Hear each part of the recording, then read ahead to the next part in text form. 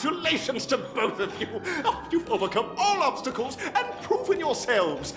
But, unfortunately, there is only one who can be Penacony's festive superstar. In the final stage, you will face the defending champion. If you fail, you will lose the opportunity to become the festive superstar. Welcome to the 33rd Scorched Sand Festival's third stage in the 20th season, sponsored by Soul Glad Enterprises, Superstar Showdown.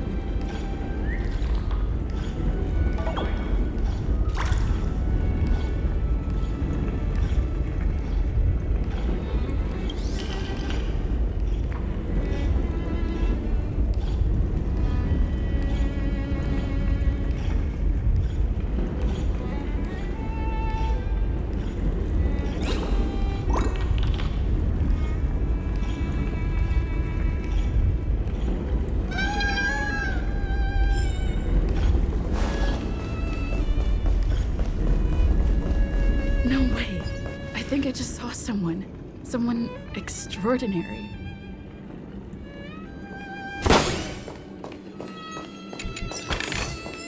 Looks good.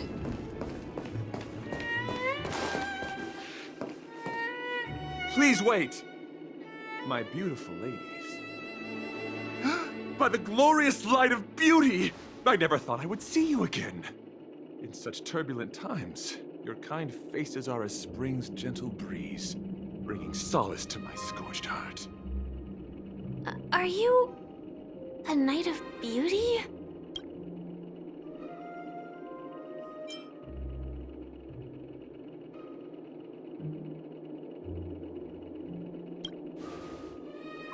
You've already heard of my humble title elsewhere? I am deeply honored. Upon hearing of the impending festivities, I commanded the one and only to bring me to Penacony with full haste. Alas, in a cosmos unguarded by the beauty, disorder prevails. Thus my passage was delayed by tending to the sick and injured. Fortunately, the mini-rabbit mech pilot, stray cat duelist, galactic ninja, and quad-drive Intellitron, along with 32 other souls in distress, all emerged from their predicaments safe and sound. I then led them all here to revel in the harmony with the countless other splendid beings.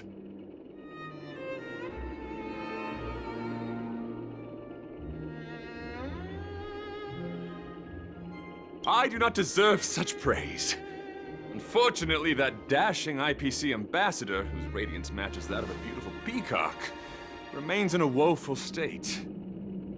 Ugh, how I wish he too could partake in this splendid occasion. Okay, let's get back to business. Since fate has brought us together, it stands to reason that you both seek the accolade of the audition's victor, correct? Though upon arrival I was once mistaken for a towering silver-armored fugitive with fiery red flames due to my lack of eloquence. It matters not, for all these trials stem from the land of the dream's beauty.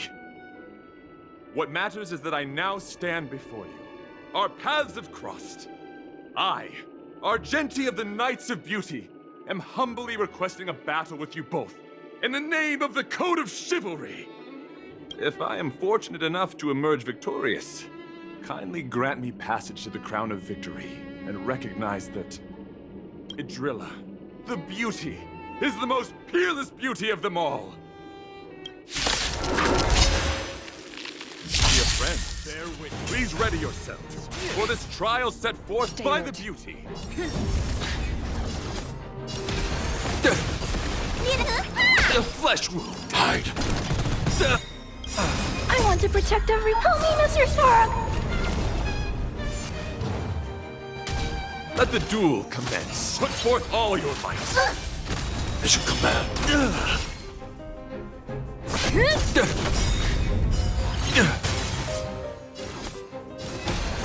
Rise to the challenge.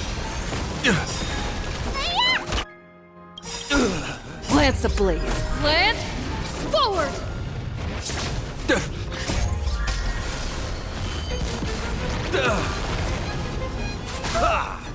As you command. Pledge thine loyalty. Eliminating The threat. flesh wound. Lance at the ready.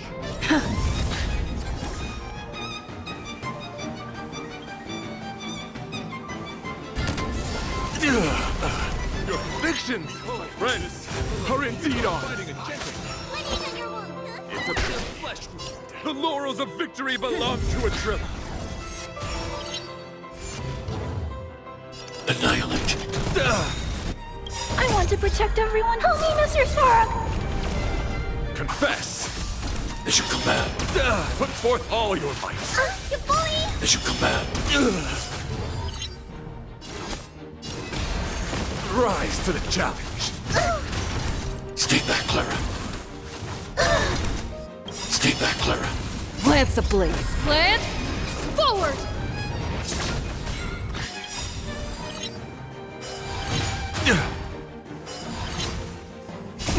What's in your prescription? Thanks. I'll never forget The you. flesh wound. I'm on guard. Stay back, Clara. Put forth all your might. No scratch. Stay back, Clara. I want to protect everyone. Help me, Mr. Spark!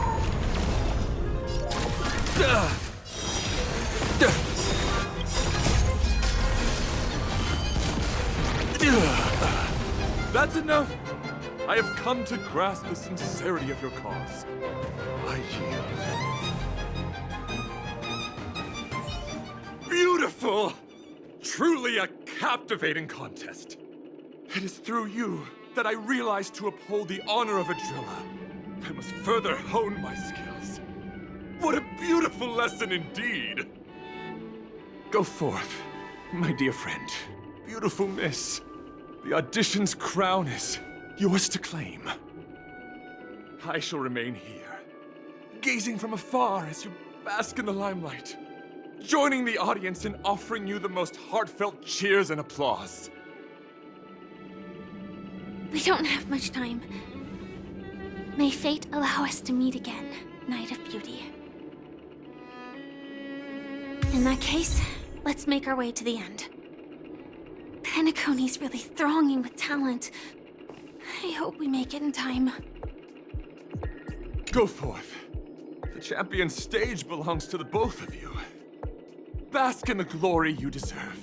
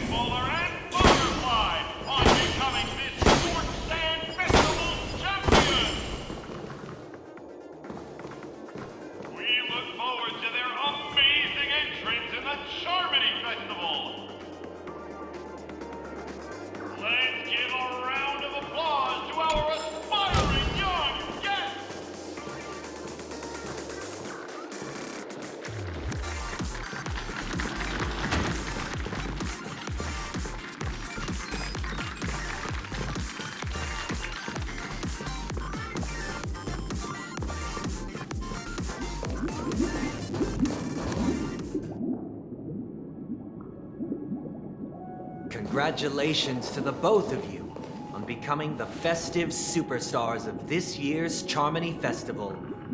Before entering the Grand Theater, I, on behalf of the organizers, extend my sincere congratulations to you, wishing you joy under their radiance.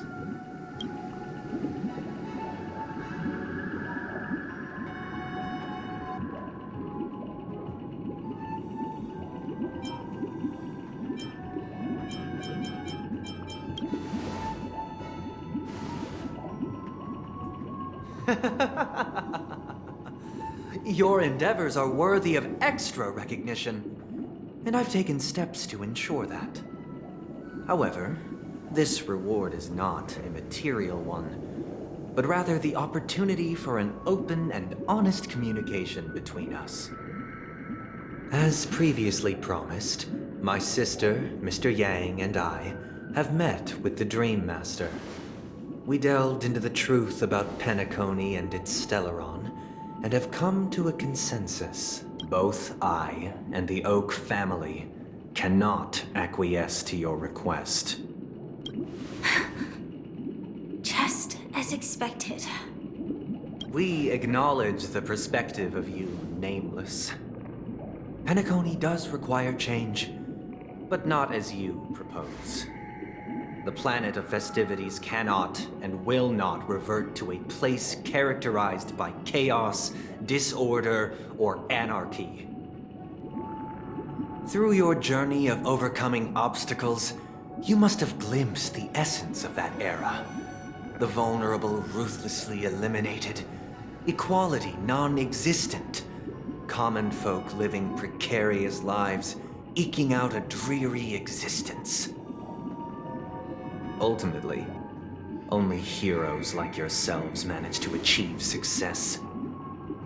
But I would dare ask, if you did not possess the special status of having a Stellaron, and you were but an anonymous and frail member among the masses, which Penacony would you prefer? A dystopia for the survival of the fittest, or a sweet dream paradise for all?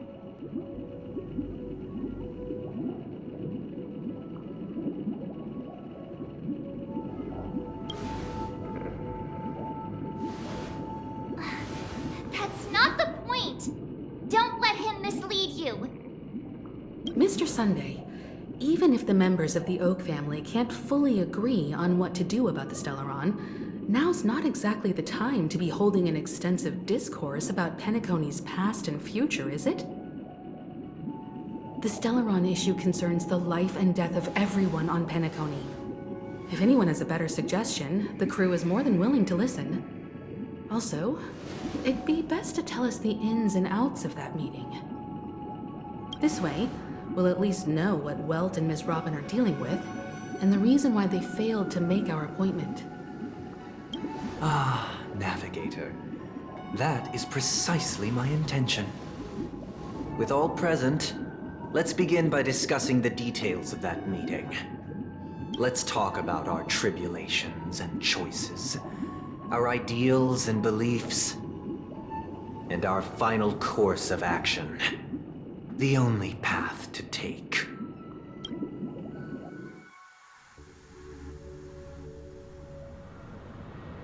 You mean to say that for the longest time, there have been scoundrels who would use this Charmony Festival that I have bequeathed to the masses as a tool to realize their ambition? Indeed, Dream Master. Once the Charmony Festival begins, the Stellaron's powers, along with the song, will be broadcast across the entire planet of Penacony. And then everyone in their dreams will be unable to awaken. This is indeed surprising to me. The dreamscape is maintained by the collective effort of the 5 families. If someone were to use the Charmony Festival to recklessly disseminate the power of the Stellaron, this individual must hold a position of great authority. Do you have any suspects?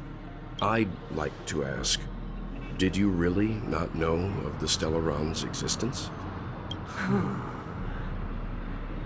I would have never thought that this nameless would point the spear at me. Quite astonishing indeed. If I have offended, the Astral Express extends its sincere apologies. But the current circumstances are dire and leave no room for meticulous inquiry. We're doing this out of concern for the Dreamscape's safety. So, if you could, please alleviate our concerns. Dream Master, it's just to prove that the Charmony Festival has nothing to do with the Stellaron. If we're being overly cautious, I will return to the stage to offer tribute in song, just per the arrangement.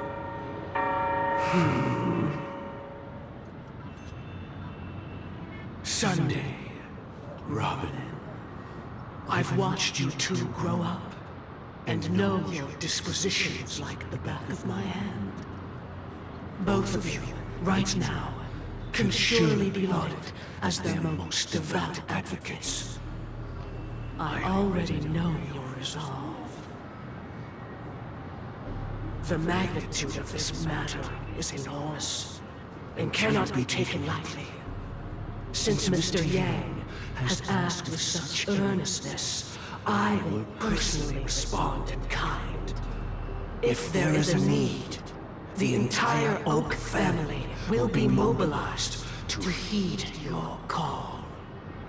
Someday, might I ask you to beseech them to cast their light unto me, and question me in their stead, so that no lies may be concealed? I will do as you command. Robin, could I entrust you to be present as a witness, to document the truth, and to proclaim my innocence, so that all slander may be utterly dispelled? I will do as you command. May thy will be carried out on earth, just as it is in the heavens. Oh, triple-faced soul, please sear his tongue and palms with a hot iron, so that he will not be able to fabricate lies and make false vows. Let us begin. There is nothing else to prepare. Understood? Question. Have you devoted your life to your god, never worshipping other gods? Naturally. Do you love your god as you do yourself, always heeding their admonishments? Naturally. Have you strayed from the path expected by your god, betraying their name? Never. Have you ever been inordinate with your asks of your god, coveting more than the foundation of the creation itself? Never. Then, a final question.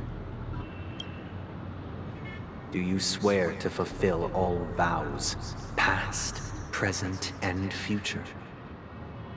With the Eon as my witness, if I do not deliver on my words, or if I renege on my vows, may I be cursed in accordance with divine law.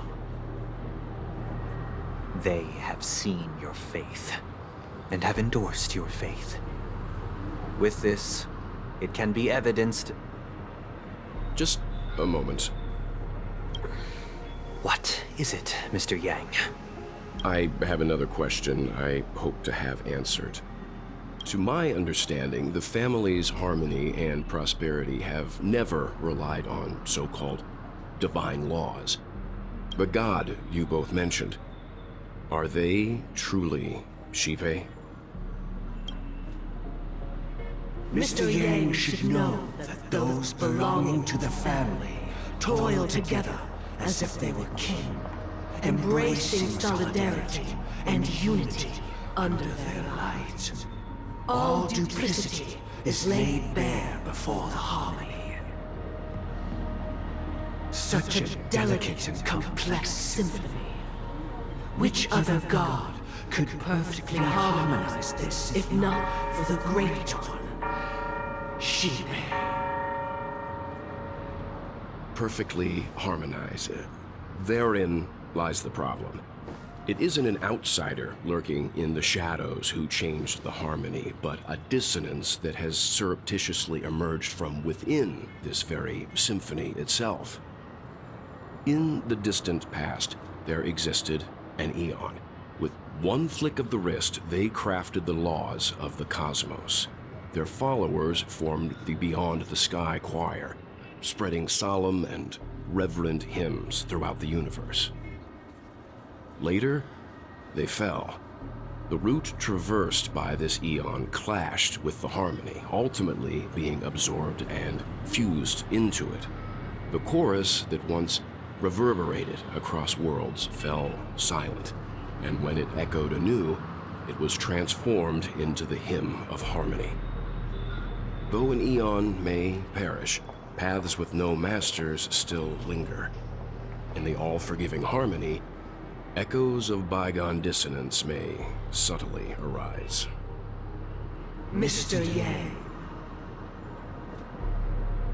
Being overly astute can be a detriment. Especially when you find yourself alone and without allies. So this is how it is. For the sake of our grand cause, Sunday, please afford these two an opportunity to rest.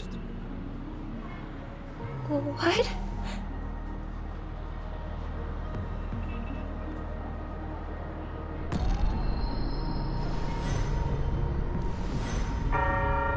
Sorry, Robin. It's just you.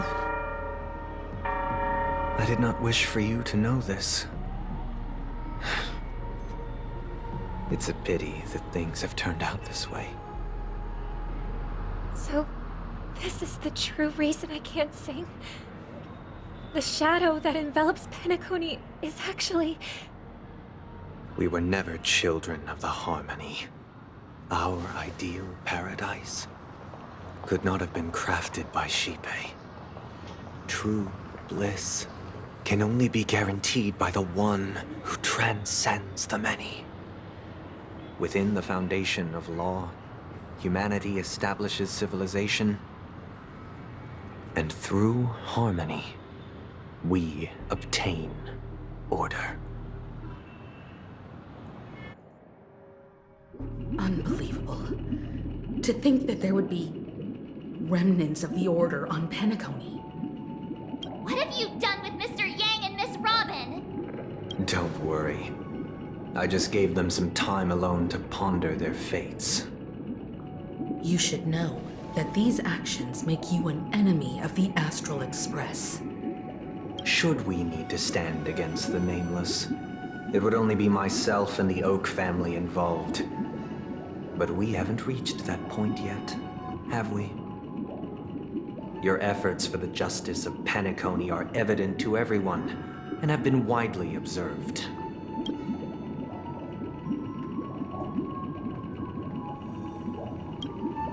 Smart kid. You're just as sharp as the other one. If it is the Order that drove you to imprison Welt and Robin, and you're using them to coerce our compliance, then there'll be no point in entertaining any type of discussion. You're mistaken, Miss Himiko. They are in very safe hands, and just as the family has always proclaimed, no one can be harmed in the dreamscape, least of all in the beautiful new world belonging to the Order.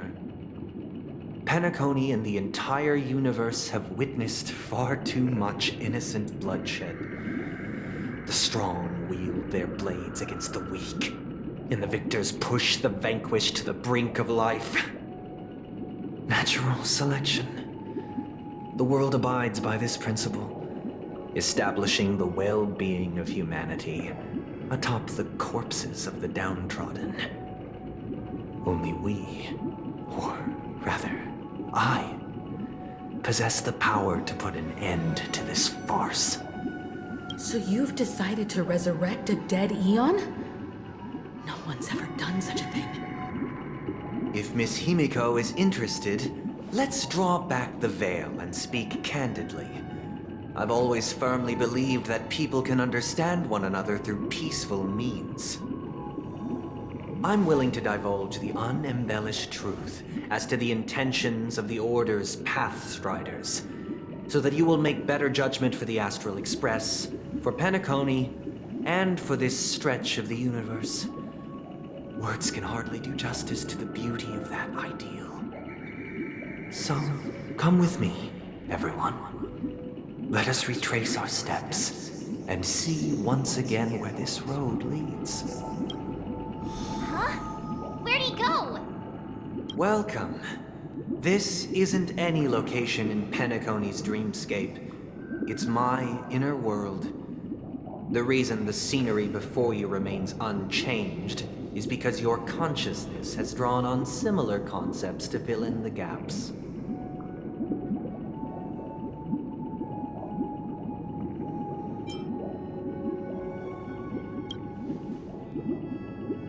That means... Did you do the same to Welt? It's a tuning process. Stronger in effect and more draining on the mind. The gray-haired guest has experienced it before, so she should understand what it entails. Tuning allows you to intuitively grasp my feelings, which also means that I cannot hide anything from you. Now, everyone, please look at the huge screen. The road we once took begins here. From this point on, you will witness the numerous decisions I've faced. I've selected a portion of these to share with you. I believe after going through similar predicaments, you'll be able to better understand my thoughts. Let's begin. The first decision. A story about a baby bird. This story happened when Robin and I were very young. We were victims of the Stellaron disaster, and the family's Mr. Gopher Wood, who would later become the Dream Master of Penacony, saw that we siblings had no one to turn to and took us in. Later on, Robin and I lived a time with nary a care in the world.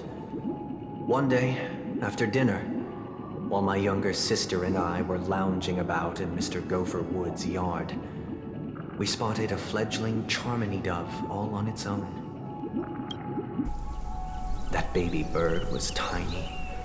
It didn't even have all of its feathers, and it couldn't sing. When we found it, it was already on its last breath, having fallen into a shrub, probably abandoned by its parents.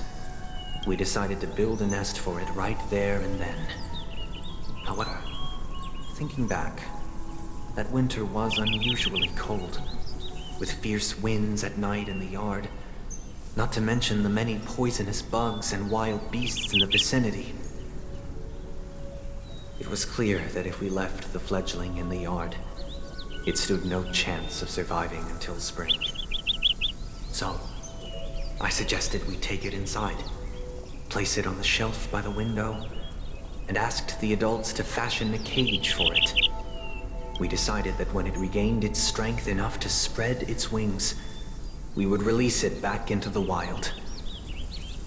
The tragic part, something that we'd never considered, was that this bird's fate had already been determined long before this moment. Its destiny was determined by our momentary whim. Now, I pass the power of choice to you all. Faced with this situation, what choice would you make? Stick to the original plan, and build a nest with soft net where the Charmony dove fell. Or build a cage for it, and feed it, giving it the utmost care from within the warmth of a home. I eagerly await your answer.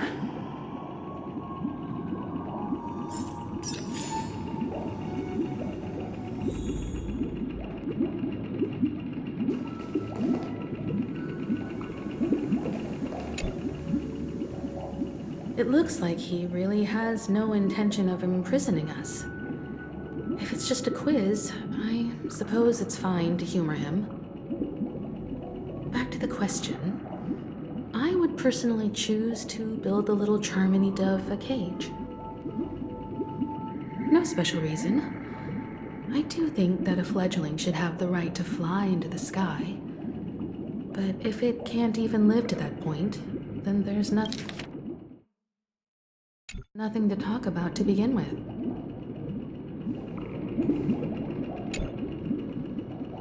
I can't decipher his intentions right now, but based solely on that question, I would probably choose to build that dove a cage. Even if I was gonna release it back into the sky, it'd have to be strong enough to fly first. If I left it where I found it, I fear it'd never get the chance to fly ever again.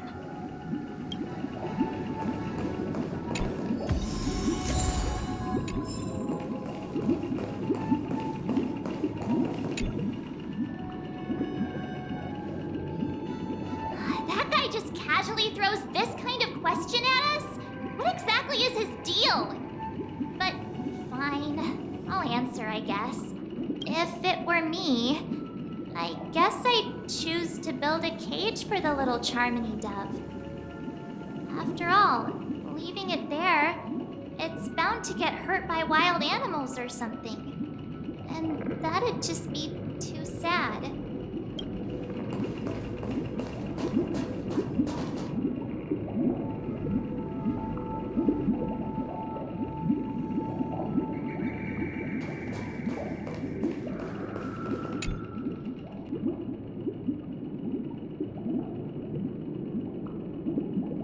I'm happy to see that you made a choice similar to ours. If your mind is made up, let me reveal the outcome of this choice. We passionately nursed it back to health, preparing only the best food for it every day. We even preened its feathers. Later, on the day that Robin left Penacony, we opened the cage door and let it fly back into the sky. I watched it for a long while by the window, probably about 3 or so days. In those 3 long days, the little Charmony dove tried again and again to spread its wings to fly into the sky, but fell to the ground, only to keep trying. Finally, on the 137th attempt, it succeeded. But its attempt did not go perfectly. After flying unsteadily for a while, it fell to the ground, unable to grasp the direction of the air currents. The fall shattered its wings. It writhed helplessly in my embrace. But it was all for naught, finally succumbing to a painful demise. And in that instant, our tender care, our given love and hopes, they all became the inevitable push that sent it to its death. I deeply regret the choices we made. Next, let us head to the second decision. This time, it's the story of a dream chaser. This story happened when I was appointed as Bronze Melodia, a position exclusive to the Oak family, charged with listening to the problems and vexations of Dreamscape residents, and providing them with the relevant guidance. It was during that period that I had the opportunity to hear voices from all corners of the Dreamscape. Joy, sorrow, arrogance, regret. The complex tapestry of human nature that formed the world, and I was fortunate to catch a glimpse of it. He was a dream chaser, and an illegal stowaway. Just like the rest of them, he came to Penacony in search of a better life, except that, to most people, the price he paid, I suppose you could say it was everything. He told me, I sold everything I could at home. The house, the land, even his 2 children. He said he could not afford to raise them, and that at least they could eat if they lived as slaves. He had a plan in place. He would buy back his children once he had made his fortune, and enjoy Penacony's beautiful dream with them. Alas, his plan to smuggle himself was somewhat clumsy, and he was sniffed out by those pig-headed hounds. After hearing the Dream Chaser's story, I immediately appealed to the Bloodhound family to cease their pursuit. That way, at least he could live peacefully. But I was still too naive to the ways of the world. I did not anticipate that what I thought was a kind gesture would later lead to dire consequences. I'll tell you the outcome soon. For now, I'd like you all to make a choice. Will you do as I did, and try to convince the Bloodhound family to stop their pursuit, so that the Dream Chaser may live peacefully and realize his wishes? Or will you remain silent, leaving him to languish while the hounds are hot on his heels, until his inevitable judgment arrives? I look forward to everyone's decisions. Who knows? Perhaps they might even alter the outcome of this tragedy.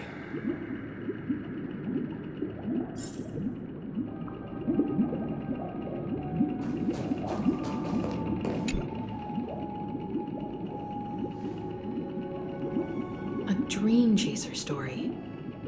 If I acted out of kindness, I would probably ask the Bloodhounds to stop their pursuit and lend him a hand.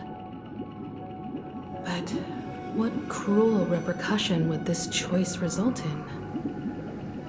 I think Sunday must have been deeply impressed by the limitations of the strong defending the weak through this incident.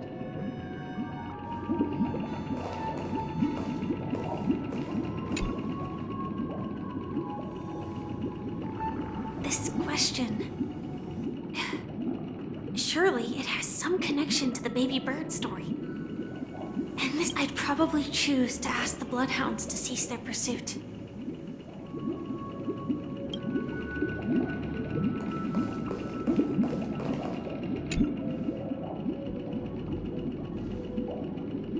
It seems illegal stowaways are really quite common on Penacony.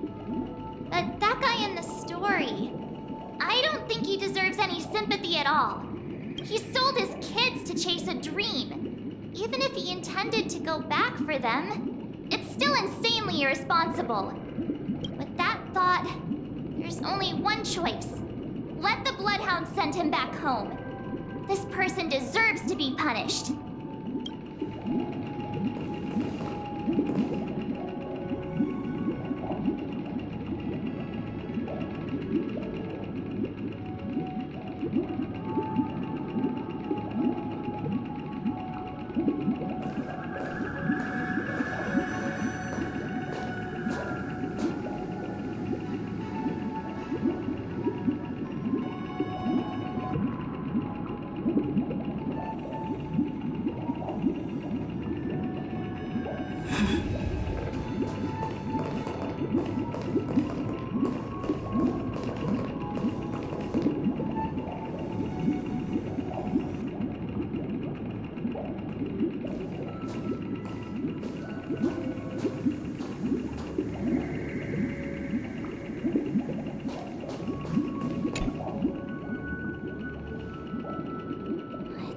Illegal stowaways are really quite common on Penacony. But that guy in the story, I don't think he deserves any sympathy at all.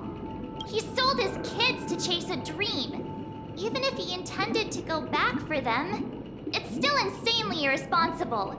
With that thought, there's only one choice. Let the Bloodhound send him back home. This person deserves to be punished.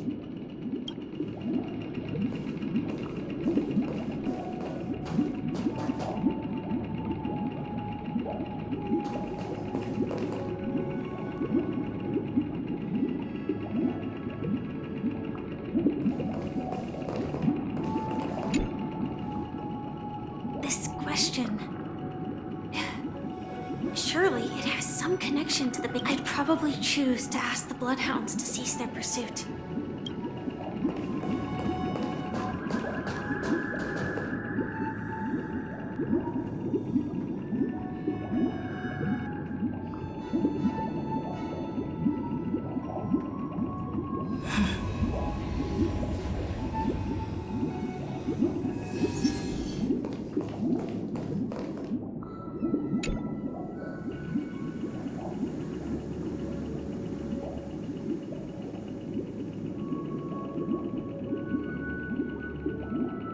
It seems you, like me, are pondering whether a different choice could have led to a better outcome. Sadly, his fate would only be more tragic. Say he never gets caught. He would only die from delirium. The methods with which illegal stowaways enter dreams are unorthodox. Not flawless like the hotels. Living in the dreamscape would be a mere pipe dream, should he be apprehended. Could the hounds afford to turn a blind eye? The answer is a definitive no. They couldn't bear the resulting consequences, and thus wouldn't dare extend a helping hand.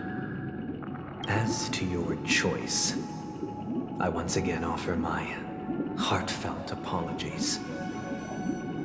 Next comes the third and final decision, and the story this time is my own. This story happened the day I was appointed the Oak family head.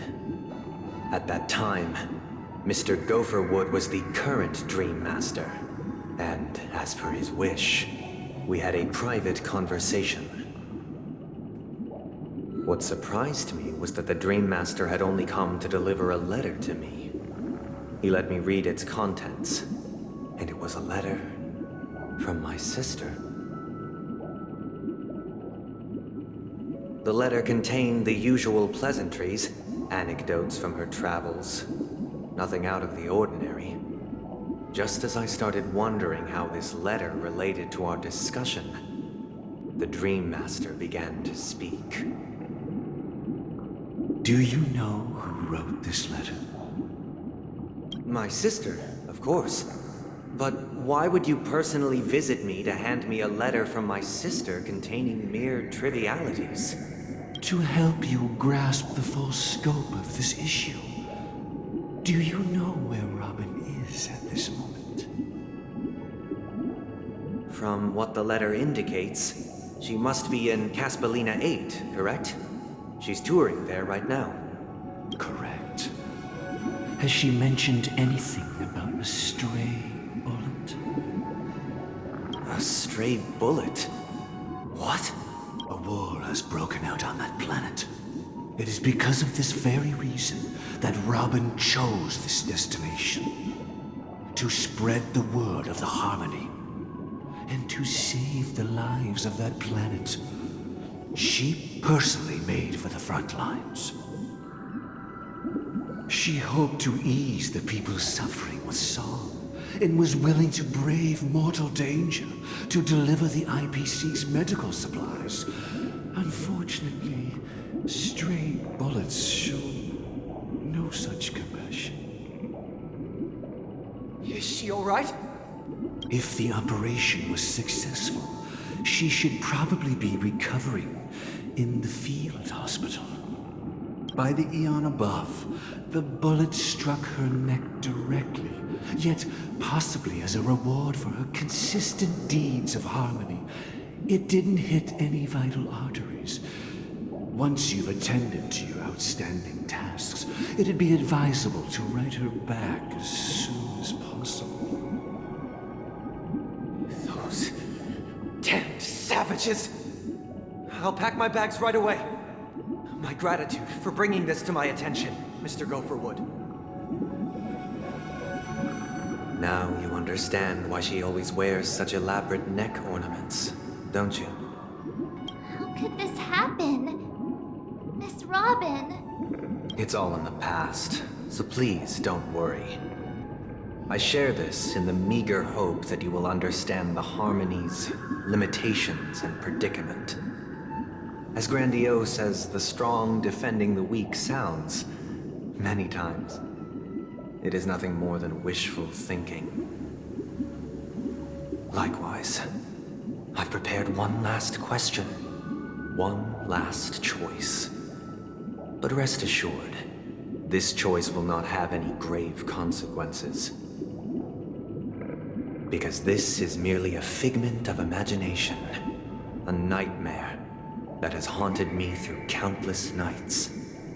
If you ever had the opportunity to make a choice like I did, would you still support Robin's journey on the path of harmony?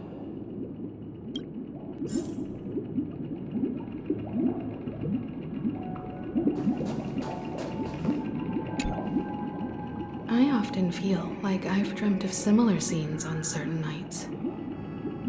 In the dream, I see blurry faces. I don't know who they are, but I sympathize with all of them, fighting for survival against some unfathomable force. Their confusion and fear are lucid to me, but I also remember they chose never to give up. Just like Miss Robin. If Mr. Sunday's question leaves you puzzled, you should find the answer from your own experiences. With each trailblaze, dangers and tribulations will surely follow. But would you ever back away? Would you stop March and Don Hung from reaching their next destination? I believe you have an answer of your own in your heart.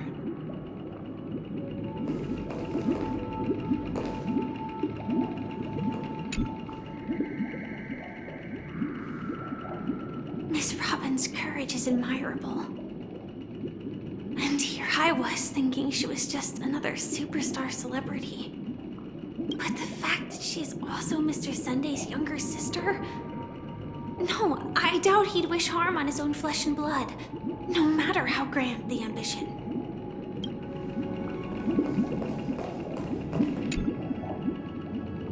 I can't believe that happened to Miss Robin.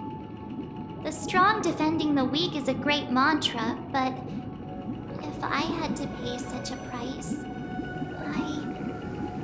I don't know what I'd do.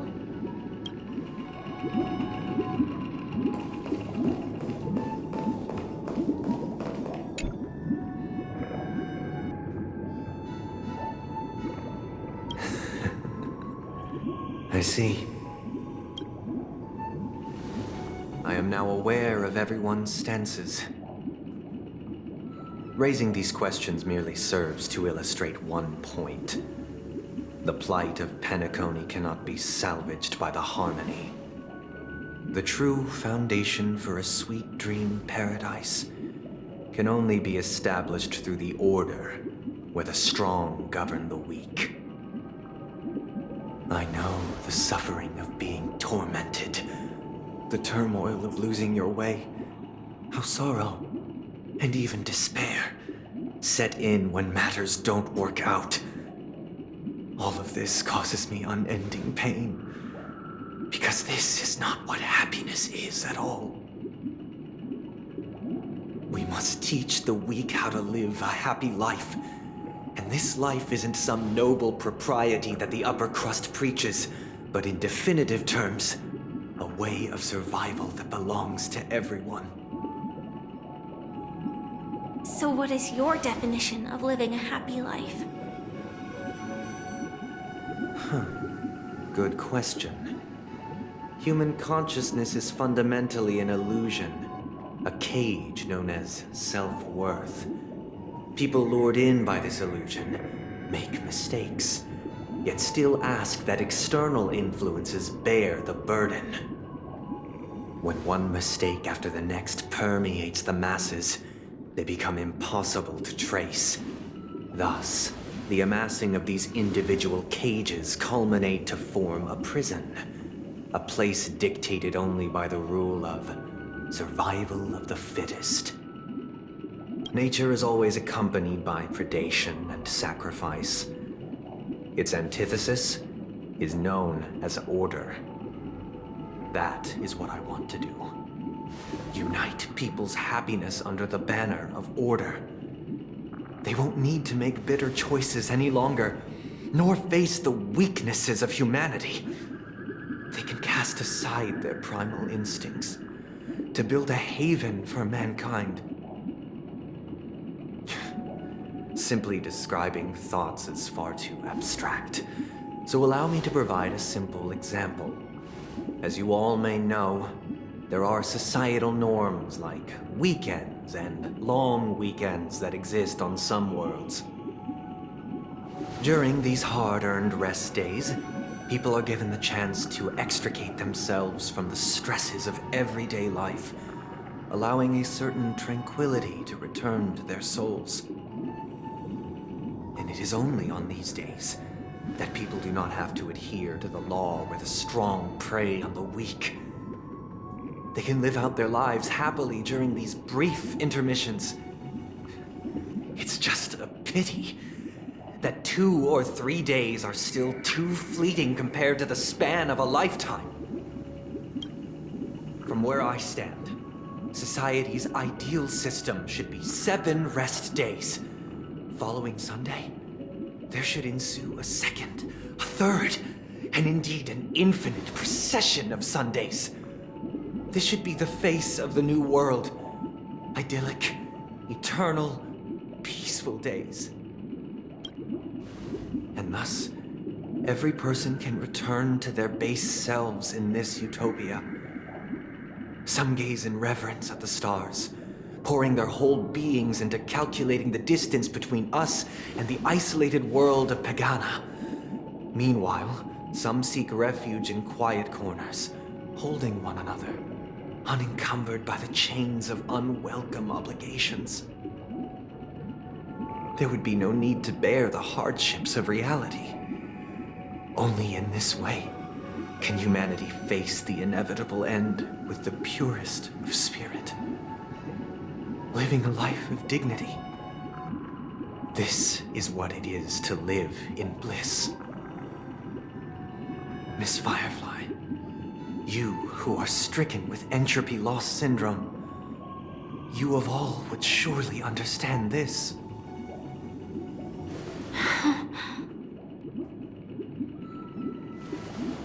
It sounds like a flawless theory.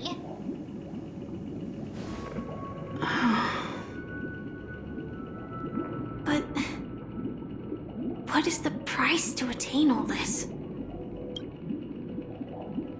The cost is minute, merely a personal and eternal sacrifice. If this paradise is to be maintained for everyone, someone must remain trapped in solitary awakening until the end of the cosmos. Awakening. Which means that this so-called paradise is still a dream. Stepping into this paradise means forsaking reality, correct? It is not forsaking, but transcending. Flesh, blood, sorrow, weakness. If the physical is the root of spiritual suffering, it is only logical that we defeat it. But in this supposed bliss, people won't have defeated their demons. The chance to overcome their tribulations would be forever lost to them. In other words, it is an escape. That's another way of understanding it. But there is no shame in escape. On the contrary, the seeds of escape exist in everyone's hearts. Don't you agree, Miss Firefly? And as for why life slumbers, it is because we are afraid to awaken from our dreams. But this is not in conflict with the grand plan. Only in acknowledging this can we truly understand the frailty of human nature, and from there, show compassion and protection.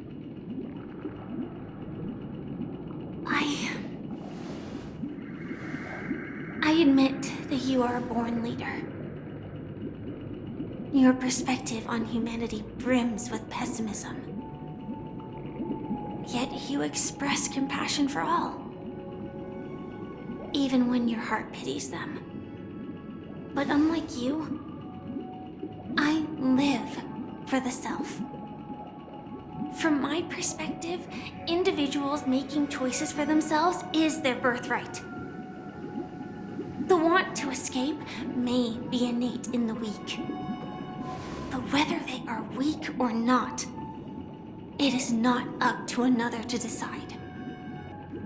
Perhaps in your mind, you also view me as weak?